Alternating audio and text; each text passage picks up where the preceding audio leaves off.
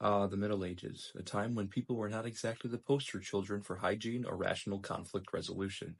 From the prestigious role of wiping royal butts to strapping helmets on roosters and settling marital disputes by swinging swords, medieval folks had some quirky ways of getting through the drudgery of serfdom and plague. First off on our hit parade is the Groom of the Stool. Sounds like a job title you might want to leave off your LinkedIn profile, doesn't it? But hold your horses, or your chamber pots, because being the Groom of the Stool was actually one of the most prestigious positions in the English court.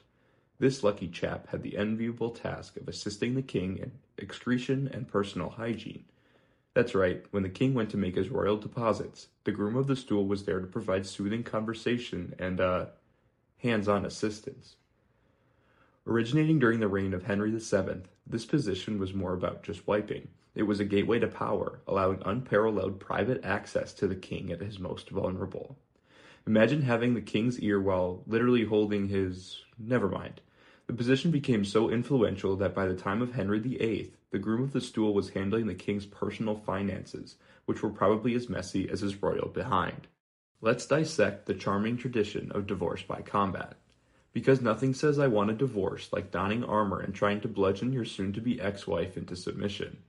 In medieval Germany, if a woman wanted a divorce, she could challenge her husband to a duel. To level the playing field, the man had to fight from a hole in the ground with one arm tied behind his back. Meanwhile, the woman was free to move around and had a sack filled with rocks to swing at him. These duels were brutal and not particularly fair by any stretch, but they were legally binding. If the wife won, she got her freedom, and possibly her husband's estate. If the husband won, well, let's just say marriage counseling wasn't exactly a booming industry back then. This method of conflict resolution really puts the modern divorce court into perspective, doesn't it? Just when you thought we couldn't get any weirder, welcome to the baffling world of medieval animal trials. That's right, animals in the dock being tried for crimes if they were just regular townsfolk who'd pilfered a lot of bread.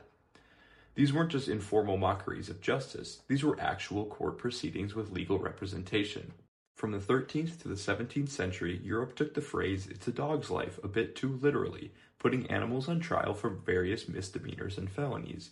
Pigs, cows, horses, and even insects were subjected to the full weight of the law, complete with sentences that ranged from jail time to more frequently execution.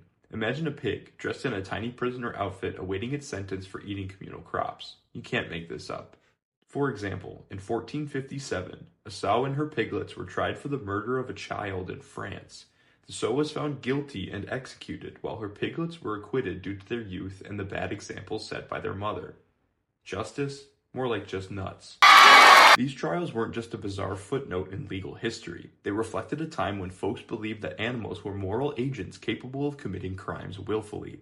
If a horse kicked someone, it wasn't an accident. That horse was a menace to society and needed to be dealt with accordingly. This strange practice highlights not just the anthropomorphic way people viewed animals, but also a judicial system that was frankly as wild as a goose chase. So next time you scold your cat for knocking over a vase, just remember, in medieval times, that could have landed it in front of a judge. On that surreal note, our journey through the absurdities of medieval traditions really comes full circle. From the intimate royal bathrooms, judicial duels, and courtroom critters, history has no shortage of "what were they thinking" moments. Thanks for sticking around, and don't forget, history is weirder than fiction. Also like and subscribe.